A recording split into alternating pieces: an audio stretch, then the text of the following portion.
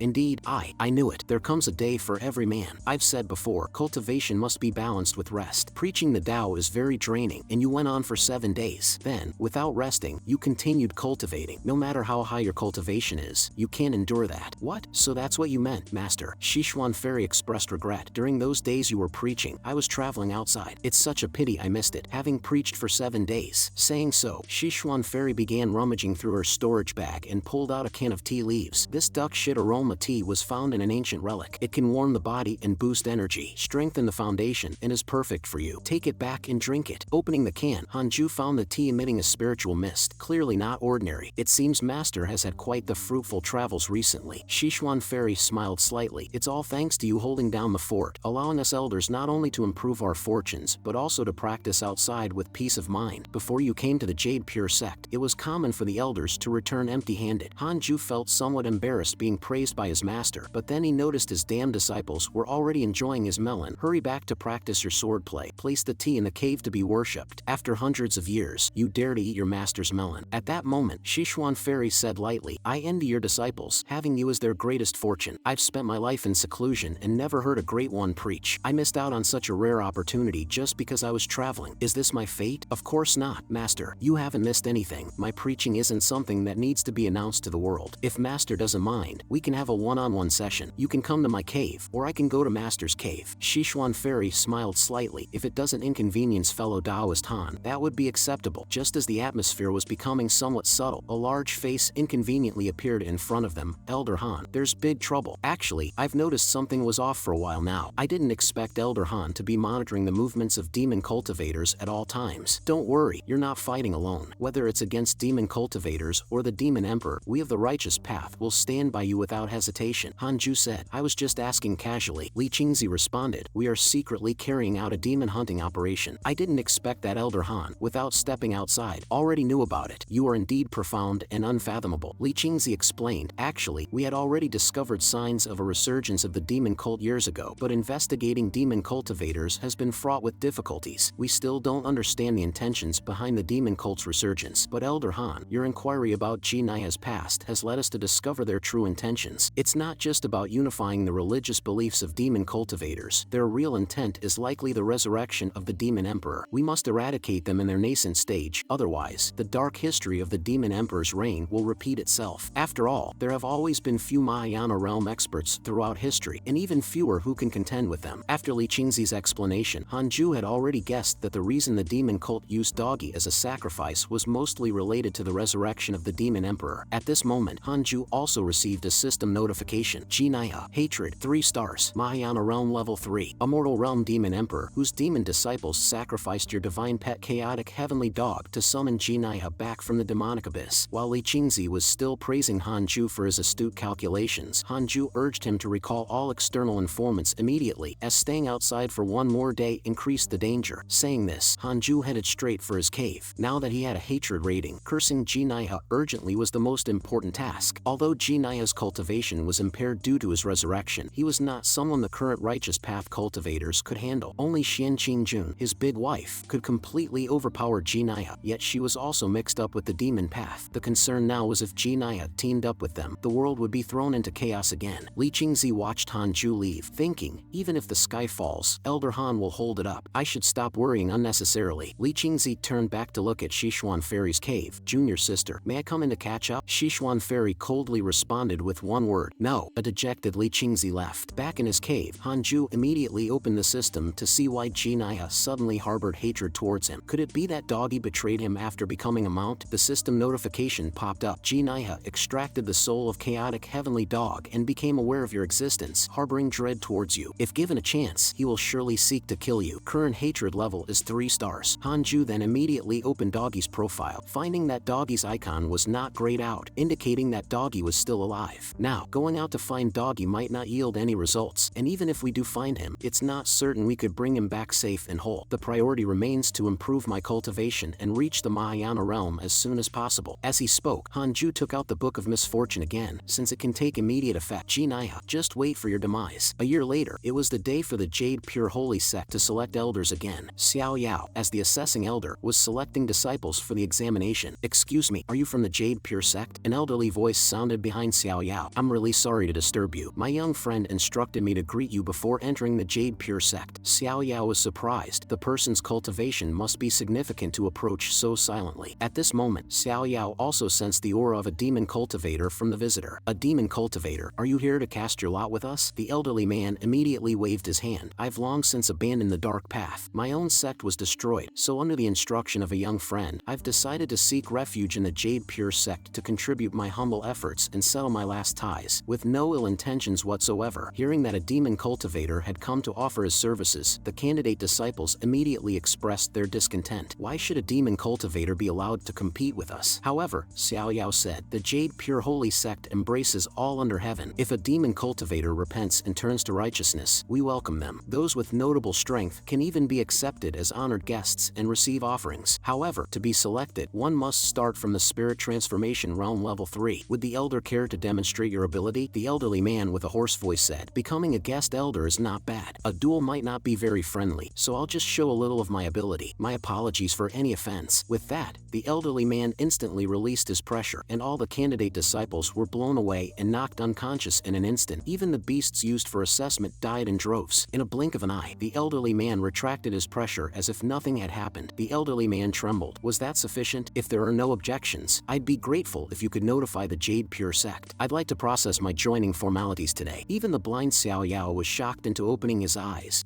Tribulation Crossing Realm. In the blink of an eye, several more years passed, and Hanju once again celebrated his centennial birthday. The system always had a big gift for him on such occasions. Detected you have reached 500 years of age. Taking another step in life, you have the following choices. 1. Exit seclusion, flatten the demon path, become renowned throughout the world, and receive a Tai spiritual treasure. 2. Continue cultivating, stay away from worldly affairs, do not actively provoke trouble, and receive a Tai spiritual treasure. Since the rewards are the same, I'll follow my heart. Hanju silently chooses the second option. You have chosen to continue cultivating, staying away from worldly affairs, and receive a Tai spiritual treasure. 9-fold sky-stepping boots. A Tai grade 6 rank spiritual treasure, containing the true essence of wind, capable of ascending to the heavens in one step, reaching the 9th layer of the sky. Not bad. A spiritual treasure that can enhance my ability to flee. The system really knows me well. He decides to give his currently worn 9-star spirit stepping boots to Xinghong Xian. Eager to test the effects, Hanju immediately jumps out of his cave and starts to fly using the power of the 9-fold sky-stepping boots. With his left foot stepping on the right and his right foot stepping on the left, the earth below becomes tiny in just one step. He propels himself upward several times, spiraling into the sky. Looking down, he sees that the mortal realm of this world is not round like Earth, but an incredibly vast continent surrounded by countless stars twinkling faintly. Hanju takes another step, intending to delve deeper into the universe, but he unexpectedly hits an invisible barrier head-on, quite hard. Looking up, all he sees is emptiness, nothing visible. Hanju touches the barrier. Is ascending through this barrier? Is the immortal realm beyond it? Hanju throws a powerful punch, but the invisible barrier remains unreactive. He then takes out his primordial judgment sword, planning to try with a powerful move. At this moment, a voice from behind stops him. Don't bother. The immortal realm is not beyond this barrier. Even a Mahayana realm expert cannot break through this barrier, but reaching here means you must at least be at the Tribulation Crossing realm. Those at the Union realm cannot get up here. Hanju turns around warily. The system notification identifies the speaker as Dooku, formerly a disciple of the monster taming demon sect, currently a wandering rogue cultivator at the 3rd level of the Tribulation Crossing realm. Tribulation Crossing level 3? I truly didn't expect there to still be remnants of the monster taming demon sect. Hanju sneered. Without waiting waiting for a response, Hanju directly used the 3 pure worlds extermination. Following the system's notification sound, the battle ended in 1 second. Hanju could easily eliminate Dooku. After reaching the Tribulation Crossing realm, Hanju could simulate battles in his mind, and to prevent being attacked in a moment of distraction, he adjusted the trial time to 1 second. If he couldn't beat his opponent in that time, he could simply flee. Since he could defeat him, Hanju decided to have a further chat with Dooku. Since the immortal realm is not beyond this barrier, then where is it? Could fellow Taoist enlighten me? Dooku began to explain about the immortal realm, starting with the barrier and the stars. The stars beyond are merely illusions created by the magical treasures of immortals, and the mortal world here has been trapped by the heavenly laws since its inception. Under these laws, everyone is a prisoner, but with the permission of these laws, one can ascend. The minimum requirement for ascension set by the heavenly laws is reaching the Tribulation Crossing realm. After facing the Ascension Thunder Tribulation, one can leap out of this world. Hanju then asked, "Why haven't you ascended, fellow Taoist?" Dooku said he had a pact with a young friend from the Jade Pure sect to guard this place for 100 years to settle their karma before ascending. The young friend he made a pact with is named Suchi. Does he have any living relatives? Mentioning relatives made Hanju's heart go cold. Why do you seek his relatives? To Hanju's surprise, Dooku bent down in sorrow. "It's my incompetence. The young friend was captured by Luo Chioma, and I fear his chances are slim now. If he has any living relatives, I thought to support them, as a way to honor my friend." After hearing this, Hanju no longer hid the truth. "I must tell you, Suchi is a disciple of mine." Hanju. Dooku was shocked. "Could you be the god-slaying elder that the young friend spoke of? No wonder your cultivation is so high. Since we are all part of the same sect, the Jade Pure Holy Sect will not treat you poorly." Saying so, Hanju reached into his robe and took out a god-slaying token. "Since you've come from afar, why not become a guest elder in our sect? You won't need to go out, just focus on your cultivation. With this token, no one in the sect will dare to trouble you." Dooku expressed his gratitude. "That would be wonderful. I've also passed the elder assessment previously." After that, the two planned to return to the sect together. Hanju reassured Dooku with a pat on the back. "Don't worry, elder. With Suchi following Luo Chioma, it's hard to say who will be the unlucky one first." On the way back, Dooku warned Hanju, "The 5 great powers of the demon path have already awakened, and chaos will soon engulf the world. The Jade Pure Holy Sect should prepare early. If fellow Taoist Han has thoughts of ascending, I can offer my help to leap out of this world together." Hanju thanked Dooku for his kind offer. "The conflicts in the immortal realm are probably more severe than in the mortal realm. I, Hanju, would definitely not rashly ascend without the ability to protect myself." Dooku shook his head with a smile. "It seems fellow Taoist Han has a long life ahead, and cultivation really does depend on one's natural talent. Speaking of which, who exactly are the 5 great powers of the demon path you mentioned?" Dooku listed them: Luo Chioma, the white-haired witch, greedy demon Arhat, blood demon ancestor, and the demon lord. "And what are their cultivation levels? Mahayana realm or half-step Mahayana? Do we in the righteous path not have powers that can contend with them?" "There are indeed such powers, but most are close to ascending and unwilling to emerge and make enemies." As they spoke, the two had already returned to the sect. Hanju looked up seriously and said, "Since fellow Taoist has shared so much with me, I will also tell you something that currently only the sect leader knows." Dooku looked puzzled. "Please feel free to speak, fellow Taoist Han. The demon emperor has been resurrected. Elder, do you think it could be related to these 5 great powers of the demon path?" Upon hearing this, Dooku's face changed dramatically. "The demon emperor is resurrected? This is bad." At the same time, the sect leader also learned that a Tribulation Crossing realm guest elder had come to the sect. He immediately ordered preparations for a luxurious cave dwelling to welcome him. Above the sea of clouds, a dark cloud raced through the sky, upon which 2 figures were seated in meditation, one of whom was Suchi. "Senior, where are we heading exactly?" Suchi inquired. Ever since following Luo Chioma, they had been wandering, frequently encountering natural disasters and accidentally entering ancient forbidden lands, which was incredibly harrowing. "Is this great opportunity you mentioned really true or not?" Suchi asked impatiently. Luo Chioma coldly replied, "All you do is ask. Don't you ever get tired? Without these mishaps, we would have already arrived. You're just a jinx." However, Suchi disagreed with this accusation. "You call me a jinx, but why is it always you who ends up unlucky? While your high cultivation level may not mind, my frail body can't take much more." Indeed, along the way, under the dual curse of Suchi's bad luck and Hanju's curse, Luo Chioma had been incredibly unfortunate. Periodically, they would be struck by heavenly punishments, encounter a group of creepers in the wild, get attacked by sharks during tornadoes in the sky, and upon entering a legendary ancient secret realm, not only did they gain nothing, but calling out the names of ancient powers almost obliterated them. Although Suchi also suffered, his injuries were only skin deep. Luo Chioma attributed all their misfortunes to Suchi being a bad omen, while Suchi didn't see it that way, considering he had always managed to turn misfortune into fortune before. Despite the setbacks, they were finally nearing their destination. Luo Chioma pointed to a region ahead where dark clouds and thunderstorms thunderstorms were dense. We're almost there. The person I'm taking you to see is the Demon Emperor. Hearing the name for the first time, Suchi asked about the relationship between the Demon Emperor and the Demon Master. Were they brothers? Luo Chioma explained they were merely from the same demon path, with no substantial relationship. Then who is stronger? Luo Chioma wasn't sure, only that the Demon Emperor had debuted earlier and achieved higher status among the demons. Luo Chioma warned Suchi to speak less upon arrival and to act according to his mood. Soon, they encountered a giant sandworm. Luo Chioma sighed, resigned,